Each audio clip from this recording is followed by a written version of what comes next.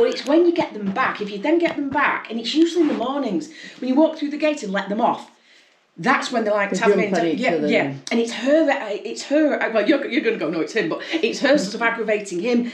And then just sometimes she's a bit small, you know, and it's just when she bites him sometimes. So that's one of the things. Or she growls up. All over. Right, in. Go on, in. Oh, they give me a better greeting than what I expected. This. So I'm just going to keep moving, or if I stop, I'm just going to nudge them off my legs.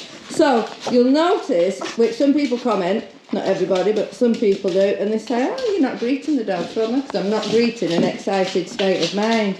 So, who's this little one? That's Willow. Female. So, as you can see, I'm just bending my knee. It's nothing horrible, but she's getting fed up of, so when they do this and go behind me, then you just move your leg out. She's getting fed up of putting her feet on me. Just because in dog language, it's quite a rude, you wouldn't never greet, you know, anybody of high ranking by putting your feet on. So I just keep moving until we get the message. Better. So this one, he sat down then, Sam, so he can have a little bit of affection. And then he goes wild again. You are a big chunk, you, aren't you? Good, you're kind of getting it. Good boy. Alright, well, you get it until I tell you good boy. Willow's very much persistent, isn't she? No, don't scream at me. No.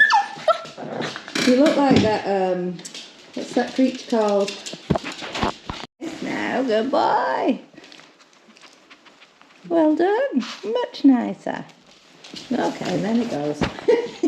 Yeah, and he ended up having damaged legs, back legs. Right. Because of this floor, we don't want them to, you know, because it's skiddy, we don't want them jumping up. Because we don't want them damaged, we don't want them to hurt themselves. But the way I look at it is, alright, people will just go, nice, cute, cuddly dogs. But just imagine if it was, say, Lisa's dogs, for example. Yeah. Big dogs, Just take you right out. Exactly. And so, you know, whatever you advise us, we're going to be telling everybody that this is what happens.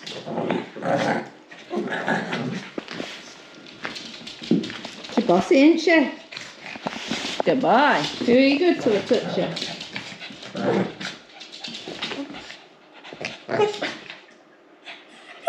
She's a bloody nuisance, isn't she? He's like that, just back off, and she's like, no, it's me.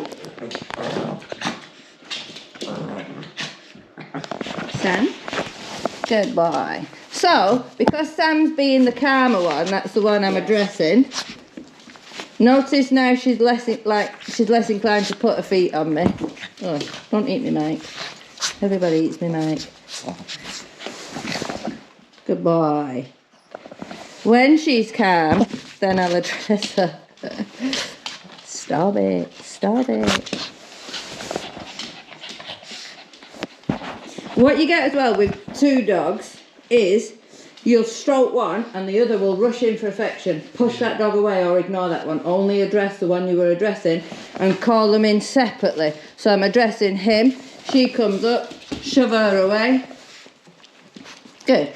And then if I want to address her, I address her, push him away. So that they learn they can't just push in on each other. Yeah. So it just took them a few minutes before they calmed down. So yeah, when your visitors come in, just literally that's all I did with them and me. Or if they go behind, just lift your leg or move your leg, whatever. You're goose now, aren't you? So we're going to go in. I'm going to G them up. You're going to either distract them with the treat to get them calm, or if they do sit because they've seen me once already, then you're going to pay them whilst they're in the sit. They must stay in the sit for the biscuit. If we say the names, they're already too excited, so this is why we don't use the names. The nose is the first organ, so we do everything from the nose first. Oh my God, you're such a little fluff ball. Let me have a look at you, such a fluff ball. Oh my God, beautiful. Oh, he's so gorgeous. Get his treat on his nose. You see how they're not interested now in me? Because food is more valuable. I know, yeah. Just kind of wave it around. Use your treat, put your treat nearer. That's it. And that's a much better greeting than when I first came in, they were all over me. Oh my God, kitty paws, kitty paws! Oh my God! Hi, hi, hi! Still they're doing better because the feet are still not touching me. Beautiful. Much better. I don't think I quite pulled Daz and Lisa off, did I? They would have been, Dad would have been like, oh my God, so cute!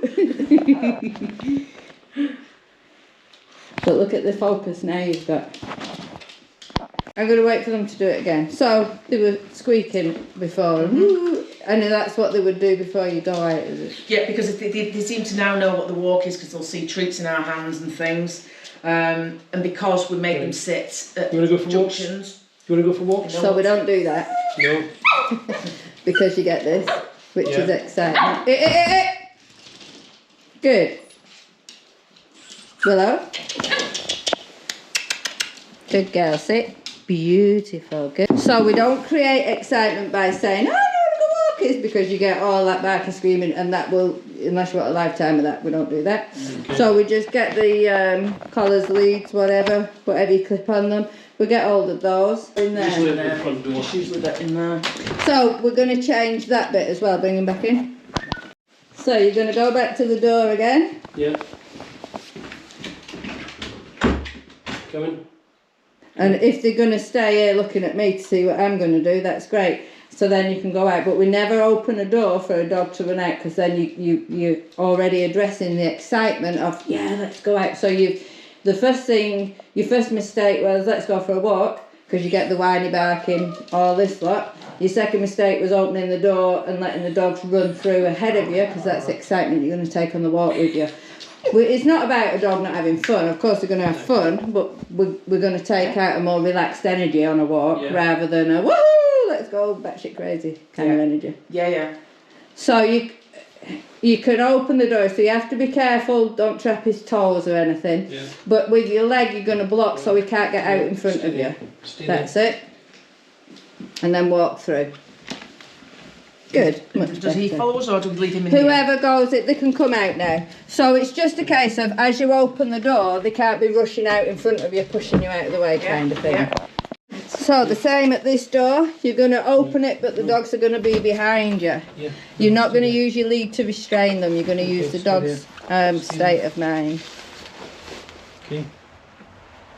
You've got the king. Yeah. Nice. Good. So the same on this, they're not to go out, you position yourself in front, good, and then go. And you can do it without even saying anything to them. You're making them use the minds more, or work out rather, because they don't know what you want. You're making them work out what you want. So is this typical as well? You would stop and let them, well, he did have a wee, to be fair. Yeah, he does now and again. She tends not to, she would just stop with him. No. So shorten your lead and keep walking forward. Go on. Go on. No. Keep going forward. No. As soon as they've done the toilet, you shorten up your lead and give a quick flick. So if they pull into the left, you flick into the right to say, no, you're not, start barking, and regardless of what the other dogs do, because otherwise they're going to learn that, oh, when that dog barks at me, dogs naturally will mirror the other dog. So that dog barks, but you still they don't need to bark back at it. No, I agree. So that's a bit of a trip hazard where they're flipping left to right. So I would have them short again. Flexi leads are not designed to be used like this on this kind of environment. Flexi leads are designed to be used on an open field. Okay. So here, if you had, say, that dog that's just been barking at them coming round the corner, that dog's going to be in front too. These dogs are in front, and then all hell's going to break loose. It's going to be a bark contest. So on the walks, and again, you see how they're in front of you. Yeah. So I would have them short and at one side, whichever side you're comfiest on. Go on, this side.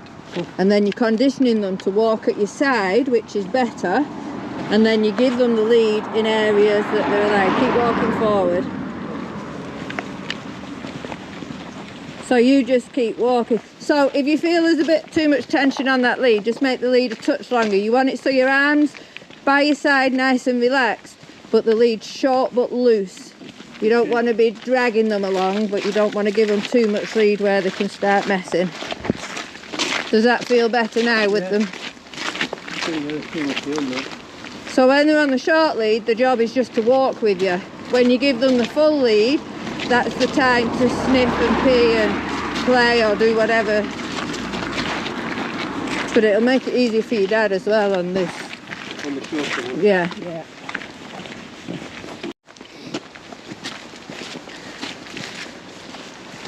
So if you do it and like I say, it's easier to do them separate, but if she does it and she still pulls, she's telling you it's not really making much difference. You have to be a little bit firmer.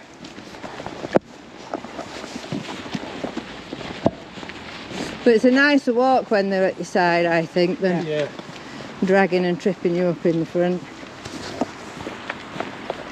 Is this where you would normally let them off and where they would all go? Crazy. Yeah. It is like that. Well, that's not a walk. Let's walk. Oh, there we go. Oh, she goes to his back legs as well, doesn't she? She goes from his tail to his Yeah. legs.